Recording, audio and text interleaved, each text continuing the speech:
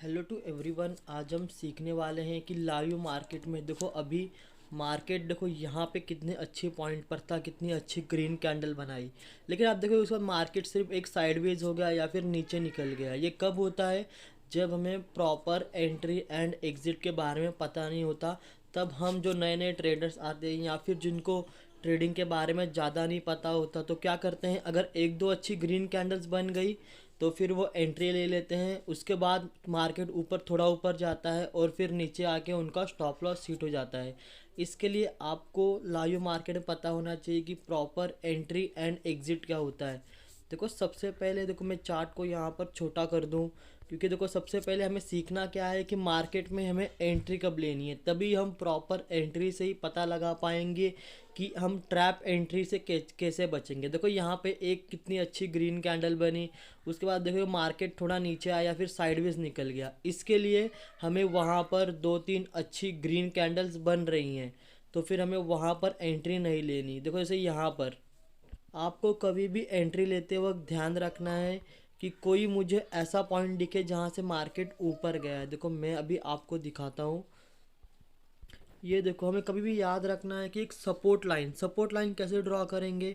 जहाँ से अभी मैं आपको नॉर्मल बता रहा हूँ कि जहाँ से ऐसे मार्केट ने ऊपर गया, मतलब जहाँ नीचे आकर उसने ऐसा छोटा सा पॉइंट बनाया और वहाँ से ऊपर गया है। ये देखो उसने ऐसे किया, फिर देखो फिर उसके आसपास आया यहाँ पर और यहाँ से वो ऊपर चला गया। इसके लिए सपोर्ट लाइन पे हमें एंट्री लेनी है आगे चल के।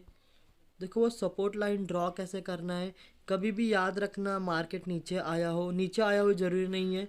ज़रूरी क्या है कि वहाँ पे मार्केट थोड़ा सा सस्टेन किया हो फिर ऊपर चला गया हो, तो इसका मतलब क्या है कि ये सपोर्ट लाइन बन गई। यहाँ पे बहुत सारे बायर्स आए आगे चल के अगर मार्केट फिर वहाँ पे आता है तो चांसेस रहेंगे कि यहाँ से मार्केट है वो फिर ऊपर जाएगा। क्यों? क्योंकि सपोर्ट लाइन पर कौन बैठे रहते हैं? अच्छे खासे बायर्स बैठे हैं, यहाँ पर बैठे ही हैं।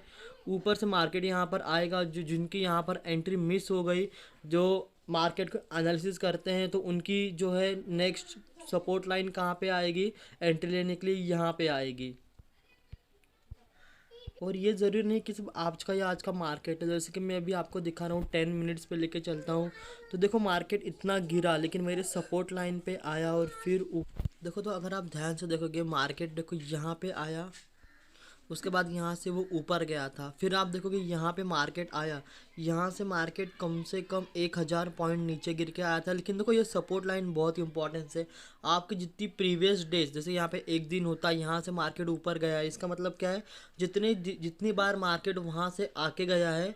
और सेकंड पॉइंट क्या है कि अगर देखो यहाँ पर टूटा भी, देखो टूटने के बाद मैं आपको दिखाता हूँ कि टूटेगा तो क्या करना है। लेकिन इंपॉर्टेंट क्या है, सपोर्ट लाइन आपको सिर्फ आज का नहीं लेना, प्रीवियस डेज जितने भी होंगे उनको। बस आप यहाँ पे चार्ट पे टैप करोगे तो 15 से 20 मिनट का कर देना, आपके सामने बहुत सारे चार्ट्स आ जाएंगे।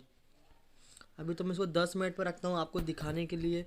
देखो आज का मार्केट ने, देखो इसके प्रीवियस डेज वाला मार्केट देखो मैंने मार्क किया था, वहीं से ऊपर गया। ये कॉल की एंट्री लेने के लिए, हाँ, क्योंकि मार्केट ऊपर जाएगा तब हमें प्रॉफिट कहाँ पे होगा? कॉल पे होगा। जैसे कि मैंने आपको कॉल के बारे में बता दिया कि आपको सपोर्ट पे लेना है, वैसे आपको पुट में कहाँ पे लेना है? रेजिस्टेंस पे लेना है। और रेजिस्टेंस लाइन आप कैसे ड्रॉ करोगे? आज का हाई हम सबसे पहले देखेंगे। एक सेकेंड, सबसे पहले हम क्या देखेंगे? आज का हाई। देखो जब भी मैं आपको बोल रहा हूँ रेजिस्टेंस पे ले रहा हूँ, सबसे पहले आज का हाई पे मैं ये लाइन रख देता हूँ। और इसके बाद देखो चार्ट पहले 10 मिनट पे, तो इसको थोड़ा और बड़ा कर दूँ 15 मिनट्स पे। यहाँ पर देखो ये लाइन सबसे पहले चेंज कर दूँ, इसको मैं ये वाला कलर।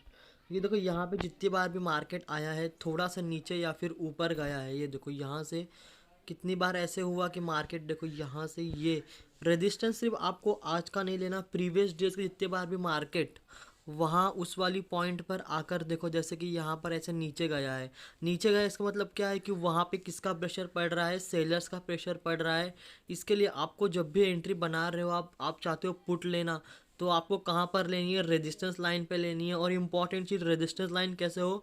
प्रीवियस डेज पे आप जाओगे ना तो आपको देखना है कि मार्केट सबसे पहले कितनी बार मार्केट उस वाली पॉइंट से फॉल किया है। अगर सपोज़ कि मैं ये नहीं ड्रॉ कर पाता तो फिर मैं और क्या ड्रॉ करता, मैं आपको दिखाता हूँ। जैसे कि अभी मार्केट ओपन है और मैं चाहता हूँ कि मैं पुट पे एंट्री लूँ। यहाँ पर अगर आप ध्यान दोगे तो क्या हुआ मार्केट में, यहाँ पर एक अच्छी रेड कैंडल बनी है। तो फिर मैं क्या करूँगा, सबसे पहले चार्ट को ऐसे छोटा कर दूँगा, इसको और छोटा करना पड़ेगा 30, क्योंकि लेट से देखो। तो सबसे पहले मार्केट एक बार यहाँ से फॉल कर रहा है, ये रेजिस्टेंस लाइन है, उसके नीचे रेजिस्टेंस लाइन कहाँ पर है, अगर आप ध्यान दोगे तो मार्केट 2-3 बार किस वाले पॉइंट से फॉल किया है, ये देखो इस वाली पॉइंट पे जब भी मार्केट आया है तो फॉल किया है। इसका मतलब क्या है कि यहाँ पे सेलर्स बैठे हैं, तो इसका मतलब क्या है, देखो मैं ऐसे लाइन लगा दूंगा और फिर देखो जहाँ से मार्केट फॉल किया है देखो वही वाली लाइन पे लेके चल रहा हूँ। और आज का मार्केट है ये, अगर आप ध्यान दोगे तो आज का मार्केट भी देखो उसी वाले पॉइंट पे आया और उसके बाद नीचे गया। इसका मतलब क्या है कि मैं अगर रेजिस्टेंस की एंट्री बना रहा हूँ तो मुझे कहाँ पर बनाना है, रेजिस्टेंस एरिया पे। और ड्रॉ कैसे करना है, जो मैंने आपको बताया वैसे ही ड्रॉ करना। अब एक और इम्पॉर्टेंट चीज़, अगर आपके सामने रेजिस्टेंस एरिया पे प्राइस आ रहा है, क्या हमें हर बार बाय करना है, आप वहाँ पर देखो रेजिस्टेंस एरिया पे कोई ग्रीन कैंडल बन के तोड़े ना। ग्रीन कैंडल कब तोड़ेगी, जब बायर्स ज़्यादा होंगे। और रेजिस्टेंस एरिया किसका है, सेलर्स का है। तो ध्यान रखना, अगर रेजिस्टेंस एरिया पे मार्केट आ रहा है तो आपको यही देखना है कि वो तोड़े ना। अगर तोड़ रहा है थोड़ा वेट करो, क्या पता मार्केट का आज ऊपर जाने का ये हो। इसके लिए बोल रहा हूँ मैं, रेजिस्टेंस एरिया सेलर का है और ग्रीन कैंडल कौन बनाएंगे, बायर्स बनाएंगे। अगर ग्रीन कैंडल तोड़ रहा है इसका मतलब क्या है कि यहाँ पे बायर्स ज़्यादा हैं, चांसेस हैं कि मार्केट है वो ऊपर जाएगा।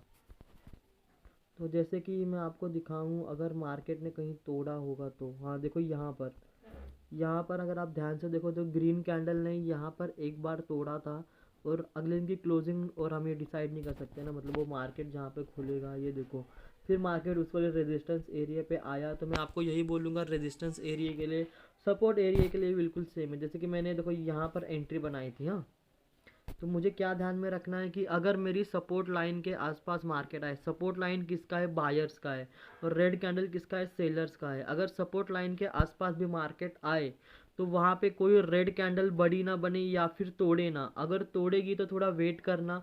अगर सपोर्ट लाइन टूटा तो इसका मतलब क्या है कि सेलर ज़्यादा हैं बायर से, तो ही सपोर्ट लाइन टूटा है। अगर सेलर ज़्यादा होंगे तो क्या होगा, प्राइस नीचे जाएगी।